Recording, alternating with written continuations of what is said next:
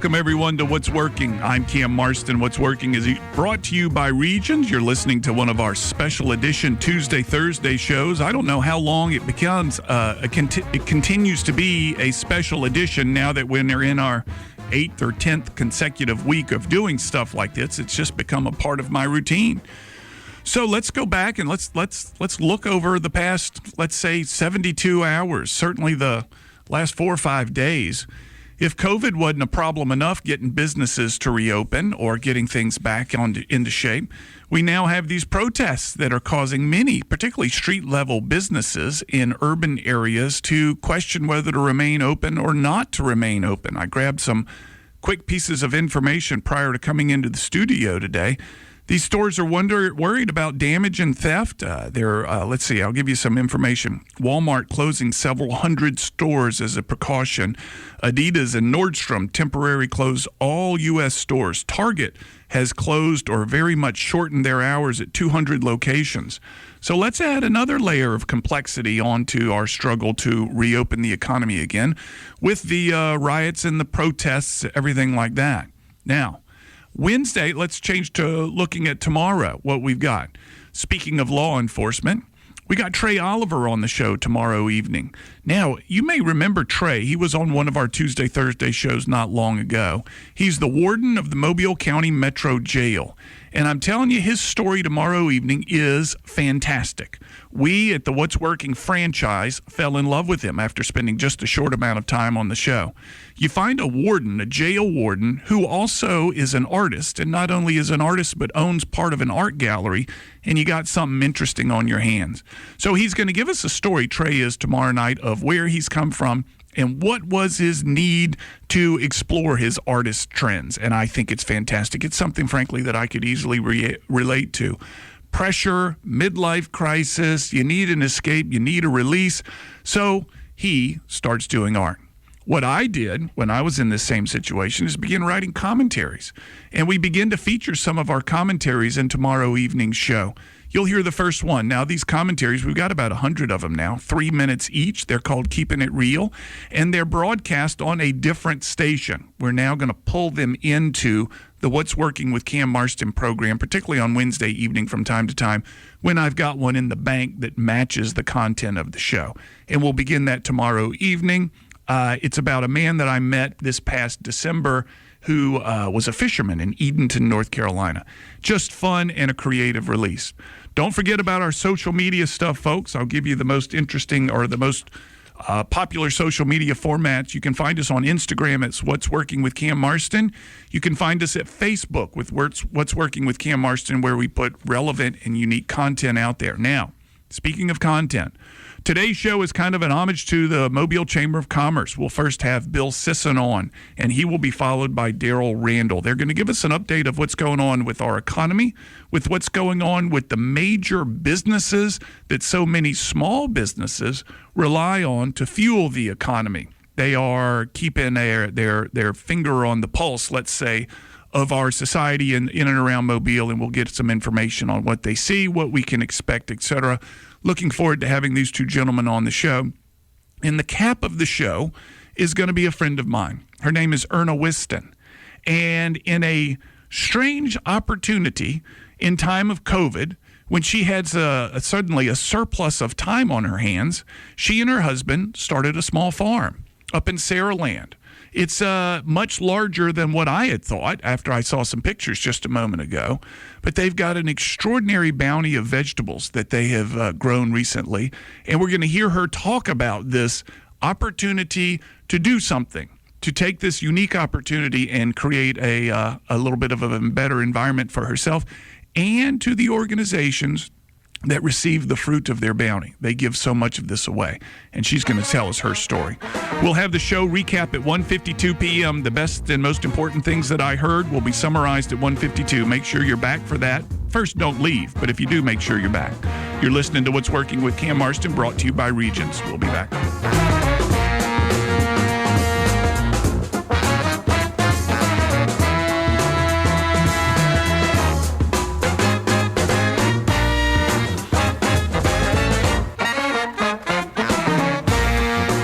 Let's light this candle, folks. Let's do it.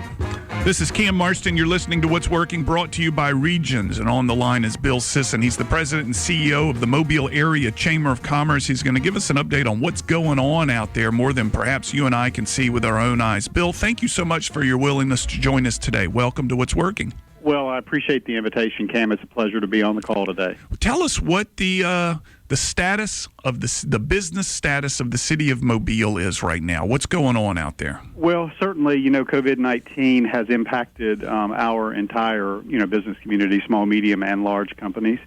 But we are in the, back to work phase of companies that were, not able to operate during the period when they weren't able to open their doors, and so that transition phase is underway right now, and that's a positive thing. I mean, I think people are certainly ready to get the economy rolling again and sort of get out of the COVID-19 coma, I call it, which a lot of companies were forced into. Yeah.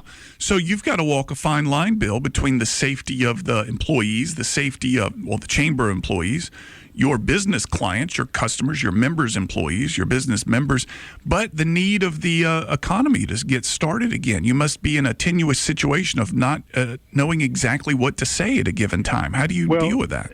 That's actually a very good way of putting it. Obviously safety is of utmost importance, and you want, the community to stay healthy. But a healthy economy also contributes to a healthy community. And so, both are equally important.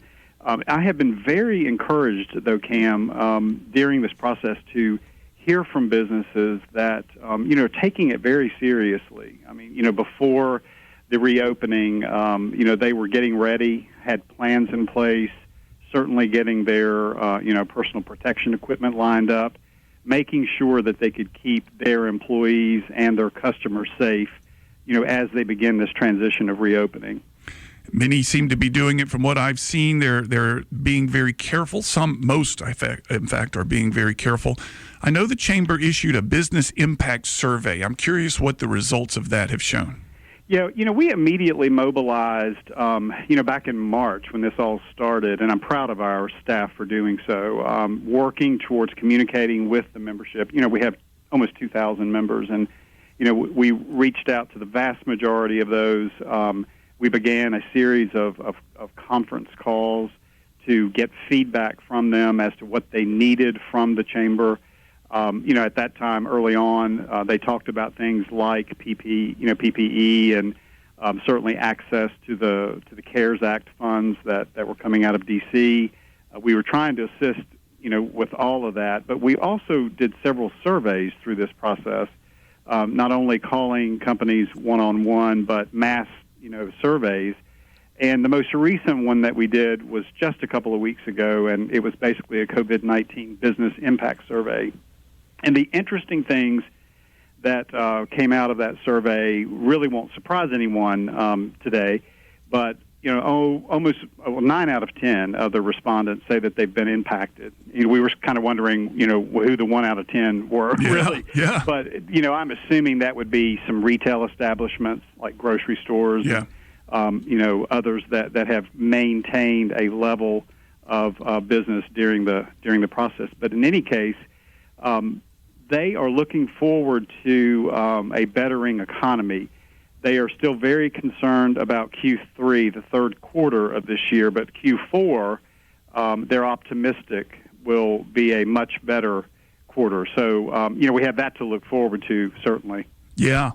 I'm curious, Bill, if there are businesses in our community that are, and are you familiar with the expression, the 80-20 rule? 20% of the businesses or 20% of the customers create 80% of the revenue. Is there an 80-20 rule in Mobile in that there are 20% of the industries that do 80% of the revenue, and how are those businesses doing? Yeah, we're not different than anywhere else, in the country or the world, for that matter. Those percentages pretty much, they pretty much apply here in the Mobile Bay region. Although we are actually a little heavier in manufacturing than some communities. For example, I think Birmingham's manufacturing sector is about 9% of the economy, and ours is, over 15% of the economy. So we really make things here in Mobile and still do that. largely those manufacturers continued to operate as essential services during the period where businesses were closed. So we haven't seen a big change in our manufacturing sector, but certainly we're seeing changes in port activity and supply chain related, to what's going on across the globe. Has Mobile been able to take advantage of any of this crisis in such a way to position it as a leading economic indicator, a provider of forward-thinking ideas, or anything like that you've been aware of, that as you've surveyed the Mobile business community, you say, oh gosh, we got to watch so-and-so. They're really taking this opportunity to do something special. Well, I'll brag on our manufacturers. We've been having weekly conference calls with the top manufacturers in the area, and they very quickly, mobilized and, really changed their processes and so forth to make sure they could maintain safety for their employees. So those have been great examples of what companies can do. Now, they're large companies typically, and so they can do that. Many of our small businesses didn't have those sort of crisis plans in place, but they can learn from those larger companies, and I believe that has happened here in this region. So we've done a good job of that, I believe. The international portion of the Mobile area, and I particularly think of the Airbus assembly and how closely they're tied to getting their supplies from Europe and such. How have they fared? Has this been a chain of it? What am I trying? A supply chain issue with them, or have they been able to remain strong? Well, they've remained strong, but of course, the aviation sector has been affected tremendously because of COVID. Yes. I mean, across the globe. So it will really depend on how quickly air travel, comes back, and that really remains to be seen. I mean, we do hear that, for example, even here locally at the Mobile Regional Airport, that capacity will be doubling in the month of July compared to the month of June. But keep in mind, I mean, it has been, almost down to ground zero related to travel. So it is coming back, but it just really depends on, how this global economy recovers and how people begin to move around again. You said it's going to double. I bumped into a friend of mine yesterday at the gym who works for Delta locally, and he said, yes, we're going to 2 flights a month in July. Right. So they are literally doubling. And it now... Right. And like I said, I mean, we were almost down to ground zero, right? So, it'll be a gradual increase, and, that'll happen across the country. But, all the legacy carriers, the others besides Delta are doing the same thing. So they're beginning to increase capacity. People are beginning to make plans for leisure travel, I understand. And so the big question mark will be, will business travel get back to earlier levels? And, my guess would be that won't happen immediately, that will be a gradual process. Yeah, I see it ramping up, slowly ramping up. I'm a Delta Diamond flyer, and they send us materials every now and then of what to expect, and they say it's going to be a slow crawl back. Are you aware, speaking of Airbus, of any plane orders that have been canceled due to COVID? I'm not aware of any. I just simply, I'm not privy to that information. But I have to imagine that their orders will change. I mean, there's no way they could not, depending on, the demand throughout the world, and particularly here in the United States, because we have such a tremendous amount of air travel that we do. But my position on it is that we are lucky here in Mobile that Airbus, they are assembling, the hottest selling aircraft out there, the 320 and the 220. Those series serve mid-size and smaller markets. The demand for those, are huge. So with even their back order, I should think that we're in a pretty good position here in Mobile. Yeah, I would think so, and I'm glad to hear that. I'm curious what now immediately in, let's say, mid-March, when the realization of the significance of the COVID virus and what it meant to the economy was becoming visible. I know the Chamber was a fantastic clearinghouse of content, and I was on your website frequently looking at the PPP program and how it applies to us. Now that that's kind of a memory, what is being demanded of the Chamber today? Well, we're at the stage now where we're trying to assist businesses as they go through this transition. And so, we created a guidebook to help them, get ready for reopening. And we are developing programming that as subjects arise, issues arise, if people need new assistance related to something that has changed because of COVID as they reopen. And so really, we're still driving new content, but a lot of new programming is what we're working on now. And one of the things that you mentioned the content, and I appreciate that. But one of the things I was most proud of, again, our staff just did a great job, but we started daily conference calls on various subjects related to COVID-19. And those were very popular. And, they're recorded, and so they're on our website. Some of that could still be used today. I mean, HR issues related to, reopening, help with connecting, to the federal CARES Act dollars. Those kind of subjects, they're still out there. So we'll be developing more of those. And it's really helped us to think, Cam, differently about how we do our work. We convene. That's what a chamber does. But we're going to have to convene differently now. We're going to have to provide programming differently now.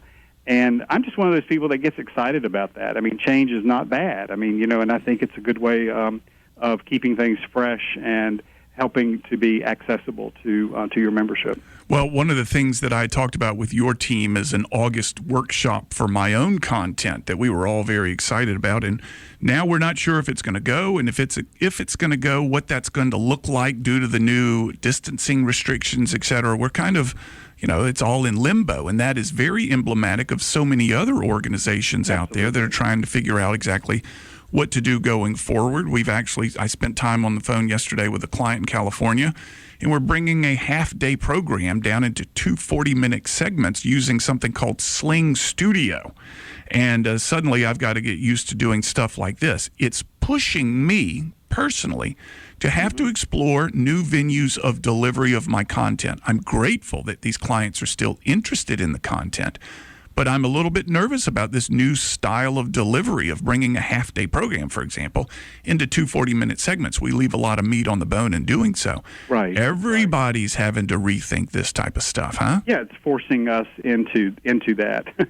And again, I feel like that will be a learning experience for all of us. And some things will probably never go back to the way they were, because we'll learn that, hey, we can do it this way now and actually reach more people on their time schedule. And so I think that, there will be a lot of lessons learned. I think so, too. And I think one of the lessons being learned right now is, and I'm curious of your own opinion of this, is the lack of a necessity that everybody, quote unquote, come to work every day. There's a lot that can be done from afar. But my prediction, and Bill, I'm curious what yours would be, is after a period of time, people are going to have enjoyed working from home, but there's going to be this desire to connect in the workplace, and that office, the desire to return to the office is still going to be there. Maybe not in the same degree that it was in the past. We will change from this. But this desire to move back into the workplace and interact with one another is just innate to human beings. What do you think? I absolutely believe that. I think in particular here at the Chamber, we tend to be extroverts just by nature, the people that get into this work. And so we crave that sort of interaction, that camaraderie.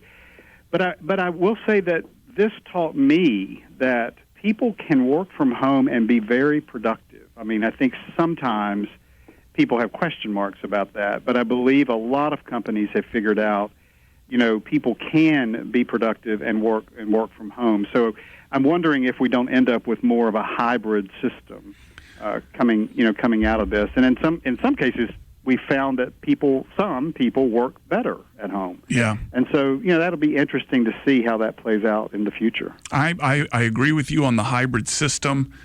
the thing that keeps coming back to me is that so many of these organizations, and as much as you may not like it, the truth is Silicon Valley typically advances new ways of thinking, particularly about the workplace. Yeah, it's kind of California in general. They start all the trends. Yeah, they do. The trends tend to start on the fringes of the country and then slowly move towards the middle. And frankly, as much as I love my hometown, they don't get here very quickly. But one of the things that it brings, working together, is creativity. And so many of these new technology locations out on the West Coast have been designed to get people to, quote unquote, bump into each other. And that's one of the things that we miss in the workplace if we're all working remotely. Anyway, Bill, absolutely. I mean, that's why we're excited about Innovation Portal, the new incubator opening up on St. Louis Street. It's because of exactly what you said, so that people can run into each other and learn from each other. You know, they need a coffee shop in the middle of that place where I can just go sit in and listen to people. We're working on that. Bill, we appreciate your time. We're going to have your colleague Darrell on in just a moment. Thank you so much for your work, Bill. Thank you, Cam. We appreciate you, and thank you for your support of the Chamber. I'm delighted to be a member. My mother was very involved back in the day, and I'm delighted to carry the flame for her. You're listening to What's Working, folks. When we come back, I'll have Darrell Randall also with the Chamber's Small Business Division. What's Working is brought to you by Regions. We'll be right back.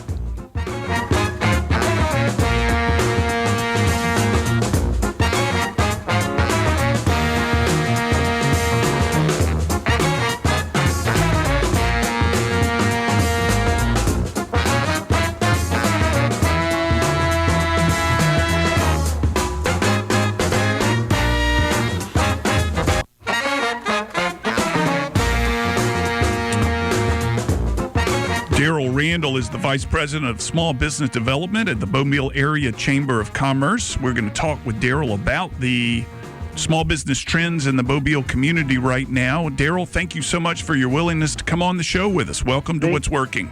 All right. Thank you, Cam. Thank you for having me. So tell me what the Chamber is doing with Bill. In the previous segment, we talked about what's going on in the city of Mobile from perhaps a macro scale. Our focus of this show and my passion is small business. What is the Chamber doing today to help small business in the COVID economy? Yeah, that's my passion as well, Cam.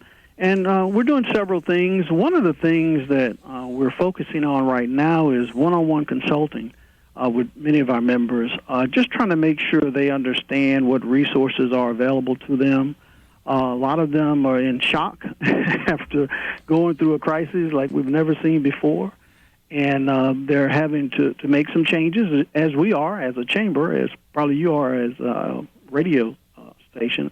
And so we're just kind of going through these things and trying to determine what some of the best options are. So the one-on-one consulting is one of the things that we've really been focusing on with our members. I'm curious, with your small business members, is there something that they're needing more help on than others? Is it cash flow issues? Is it employee issues? Tell me where the predominant number of questions from them is coming. Most of the questions that we're getting now, and they're starting to switch over, but they started off really with the SBA, the PPP forgiveness loan. They want to talk about the forgiveness form. So we're helping them kind of navigate through that form, and that form, if you've ever seen it, is like a tax form. Yeah. It's not that easy to complete. Many of them are working with their accountants or CPAs, but some are, really small businesses, and they don't have any particular person they can work with. So we've been sort of walking them through that process, and it's something that everyone needs to take into consideration, but there's some additional SBA guidance that's getting ready to come out soon, as well as, I don't know if you've heard, but there's been there's a bill that just passed through the House, and it has some additional changes to it as well. So we're helping them mostly maneuver through that whole thing. So there are more changes coming to the PPP loan process. Is that what you're saying? Yes, they are. The bill that passed the House, and we're following this, and it's nothing that has passed the Senate yet, but it's passed the House, and it actually does about 4 things that I know of, and that is, one, it changes the payroll covered period from 8 weeks to 24 weeks. I think the Senate wants to bring it down to 16 weeks, so they'll probably do some compromise. It lowers the percentage of loan proceeds that must be used on payroll from 75% of the loan to 60% of the loan will be used on payroll. And it actually extends the terms of the payback period, the terms. It goes from 2 years to 5 years. So those are three. And also, I think you have until December 31st to bring all of the employees back and to file your forms. So there are four major changes there that are coming down the pipe, but of course it has to pass the Senate. So we're helping those small businesses work their way through that process. Yeah, no kidding. Each of those changes sound to me as an admission, essentially, of the federal government saying this is bigger than what we thought it was. We're giving you more time, no more money. You didn't say there's more money included, but more time and more options because this is bigger and taking longer than we had anticipated. Is that your feel? That's my feel. I would also add that it means that the federal government realizes that small businesses are hurting right now. So let's be a little bit more forgiving, a little bit more lax on the way we look for them to repay these funds. So I'm thinking that if the House has their way, we will get most of this through. If not exactly like we just explained it, it'll be something similar to it. Are you aware of more funds becoming available? Right now, there are plenty of funds available. I think as of yesterday, there were $150 billion left in the Paycheck Protection Program. And now the EIDL, that's different. They cannot apply for that right now unless they are an agricultural company because they were not allowed to apply in phase 1, 2, or 3. Yeah. And just so you'll know, and you probably have had someone talk about this on your show before, but if they applied for the EIDL in phase 1 or 2, they can reapply because I think 1 crashed and 2 had some other issues as well because it was a Band-Aid until they could get to phase 3. Yeah. So a lot of businesses can reapply. So we're walking them through that process. And another thing we're working with them on is the appeal process as well because, as you know, some businesses were turned down. Yes. For the EIDL and the PPP. So they can actually go through an appeal process as well. So lots of things to do. It's funny when the COVID-19 virus hit, we had to work from home, and I'm thinking, oh, man, this is going to be terrible. How am I going to work from home? I worked harder from home than I did at work. I think there are a lot of people that would vouch for themselves the same way. They had no idea that they could get as much done at home, and then they looked up after a week or so and said, you know, I'm tired of this. I'm working too hard from home. I think a lot of people have been surprised by that. Ready to go back to work. Yeah, that's right. I go back to work. I can stroll around and visit people at work. At home, I have no ability to do so.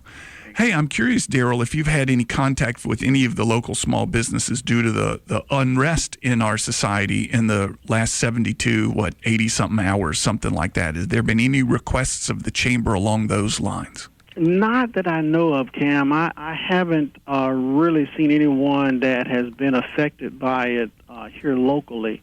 Of course, we see what's happening on the national news, and hopefully that won't happen here in Mobile. Yeah. So many of the small businesses are approaching you right now from a lot of, and this is not the right word, but I can't think of it, regulatory points of view regarding the PPP loan. There's paperwork, there's detail, they need to understand it. You guys are doing a great job of keeping up with this. So many. There must have been a dozen revisions of the rules of it or something like that. But there's an element of the small business owner that we haven't talked about yet, and I'm wondering if the chamber's found a way to address that, and that is kind of the mental component of it. This show, I've tried to institute a thing in this show that we finish each show with a motivational, inspirational moment, knowing that a lot of people are challenged to put their best foot forward right now. Particularly in mid-February, they were seeing the best years they've had, and 6 months later, it's stopped. Right. And I'm wondering if there are conversations you're having either online or offline with small business owners about, hey, I need to keep my attitude right. And I'm raising my hand as I say this. This is a struggle for me. It was going great, and it vanished. And I'm having to really work with my own attitude to stay positive. Is this something that you're hearing out there?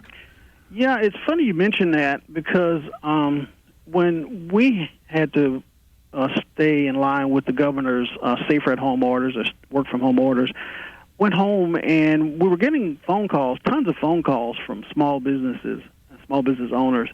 And one of the things that hit me right away, and I didn't know this, and I should have because I was a small business owner, a lot of them, it was like they had a very sick child. It was a child that was on, a respirator or something, and it was because their businesses really were their lives, not only their lives, but the livelihood of the people that worked for them.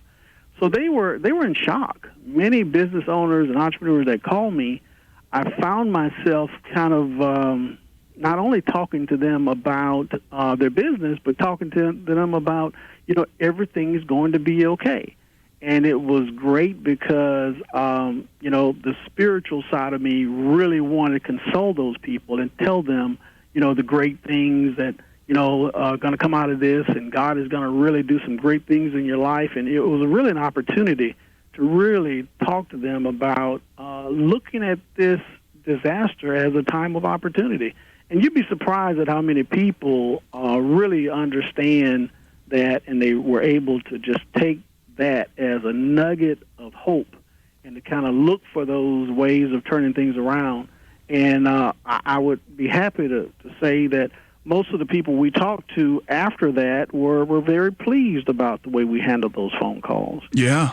And we also had, by the way, AltaPoint. If you go to mobilechamber.com and you look under COVID-19 on some of our 10 a.m. conference calls, AltaPoint did a great job of talking about your mental health during this time of crises.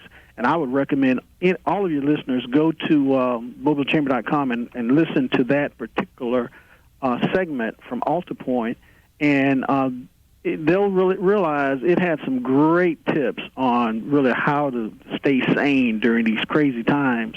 And one of them, I'll always remember this, was don't listen to too much news. And that was something I was doing. And I realized when they said it, you're right, because there tends to be a lot of negative news that they cover. Yeah, and my wife and I were watching the news last night, and I said, okay, let's turn it off. We've gotten the gist of this. They're now repeating what they've just said in 6 or 7 different ways. This is not new news anymore. This is rehash, and there's so much emotion in it. Let's turn it off. And as soon as it was off, the emotion in our room and our house got a little bit better. It's amazing the power of that and how it can. And I've even heard a guy say in the past that I used to adore. He passed away about 6 weeks ago. He said, "You don't turn it off. You change the channel. Find something better to put in there."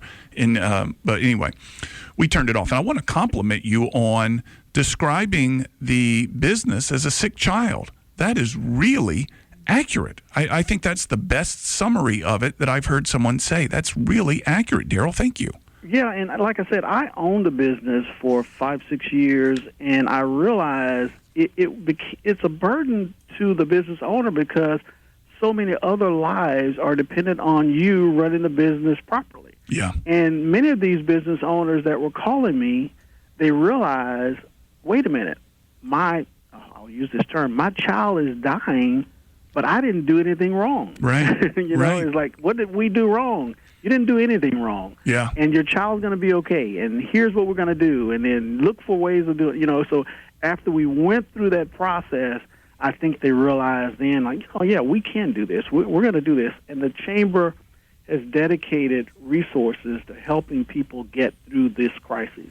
You can call the Chamber anytime, and someone's going to call you back and make sure you get the resources you need.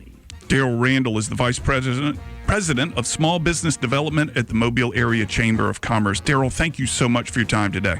You're welcome, Ken. Folks, when we come back, we'll have the summary, and it's going to be quick because I've forgotten to write anything down, and we're going to talk to Erna about her farming exploits, which is a strange way to finish the show, but I think you're going to love it. We'll be right back.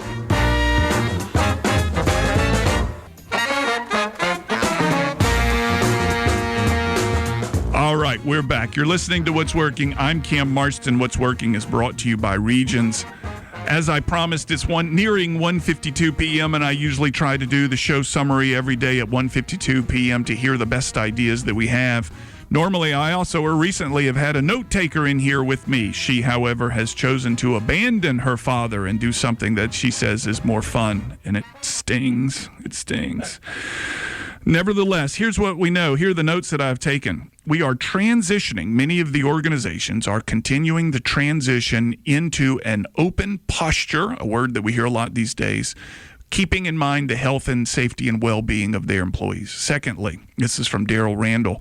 There's a lot of angst and concern about from small business owners on the health of their child, which is the best I've heard it said thus far. The health of their child, which is their small business.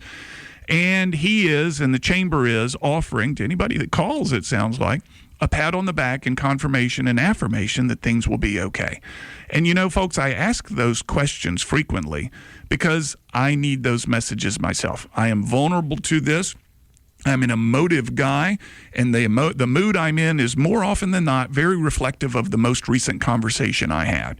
And it was great to hear Darrell acknowledge that there are people like me out there. Also, the PPP plans and all the other plans, there are changes coming. There are new rules to be found. They'll be the rules will be released before too long, and you can count on the Mobile Chamber to have gathered those, to summarize them, and to have them ready for you and me to understand. Now, back to what I was talking about with Darrell. We try to finish the show on a positive note. And today I want to introduce everyone to a friend of mine named Erna Whiston. Erna is wife to Bill, mother to an adorable and active 3-year-old. I can vouch for that. I've seen this boy. He's both a beautiful and active. She's an entrepreneur, and she is a leukemia lymphoma candidate for Woman of the Year, and she is an avid gardener, which is what I want to talk to her about. Erna Whiston, welcome to What's Working.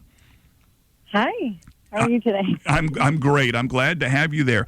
Erna Whiston, welcome to What's Working is difficult to say, and I'm that's a mouthful. Erna, I appreciate your willingness to be a part of the show.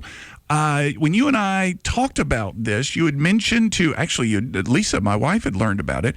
During this extra time made available during COVID, you all decided to begin gardening. And I thought, well, that's sweet. And then you send me pictures of this thing, man. This is not just a garden. This is for real. This is big stuff. Tell me first about this decision and what has happened as a result. Oh, well, we started it a couple of years ago, bought a little bit of land up north and thought, let's, have a garden. And we planted some things the first year and nothing happened. I mean, absolutely nothing. So I went to the extension program here, and they had recommended that we take some soil samples and send them off to Auburn University. So my husband and I gathered up soil and found out we needed about 40 tons of lime for anything to grow because the soil was so acidic. So then the next year we just had all kinds of vegetables that we were overtaken by weeds, and we're doing our darndest to make sure that it's organic. We want to know what's in our food, so we thought this would be the way to do it. So it's through a lot of trial and tribulation and dirty fingernails. Dirty fingernails. And the size of the garden, like I said, in this picture is huge. Do you have an acreage on it? I'm sorry? You there, Erna? Yep, I'm here. Sorry. What is the acreage of this garden? It's huge. It's about a half an acre right now. We keep saying we're going to go smaller each year, but we don't. We get addicted to what we start putting in the soil. And are you able to hear me very well? Yes, I got you fine. Okay, great. So we started planting a lot of squash, and it got to the point when it did produce quite a bit of volume. We were just giving it away to different places like Dumas Wesley and dropping it off on our friends' doorsteps and canning as much as we can can. I learned how to can. I've learned a lot in this process. So things I've never done before in my whole life. Yes, and that's what COVID has done that to a lot of us. Now, you did tell me an interesting part of your story is that you're a native Alaskan and that fresh vegetables were just not something you could get your hands on in Alaska. No, if you wanted fresh vegetables that weren't gassed to get their color, and you had to grow them. And it was very expensive to grow or to get vegetables up there in Alaska. So in the summertime, we always had a big garden, and that was part of our job was we had to weed it and we didn't use any chemicals or anything like that because they just weren't available back then. Now it seems like it's the norm, but we're just going back to the basics and having to rototill a lot and pull a lot of weeds and trying to figure out other ways of keeping the weeds at bay and studying like how to organically keep them, from taking over the vegetable garden. Yeah. Now, you had told me that you're going to have such a bumper crop this year as the squash and the zucchinis continue to come up that you're making them available to some of the food banks out there. Is that still the case?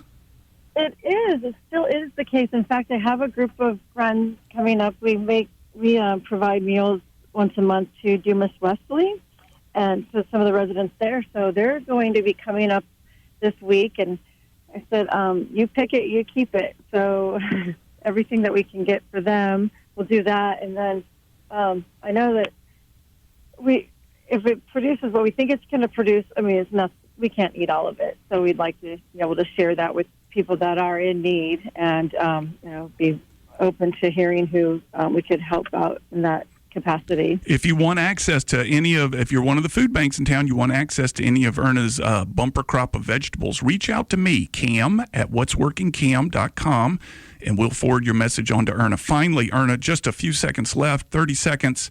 Tell me about the Leukemia and Lymphoma Society Woman of the Year, real quick. It's a competition, friendly competition among people all over the nation to raise the most funds for cancer research. And unfortunately, this year we had to cancel a lot of our events. So everything's going online, live on Friday. So we'll have a silent auction on Friday. And then Tuesday, they will announce Man and Woman of the Year. I wish you the best. So thank you so much. And there's a link, I think, if you could. Do you have a link to that? Or I do, and I'll share. I'll send that out. Thank you, Erna. I appreciate very much. Go get your fingernails dirty, and thank you for what you're doing for these food groups out there, folks. You're listening to What's Working. We're going to have a really interesting show on Thursday. I can't tell you more than that, but really, really interesting. I'm looking forward to it, and frankly, a bit nervous about it. What's Working is brought to you by Regions. I'm Cam Marston.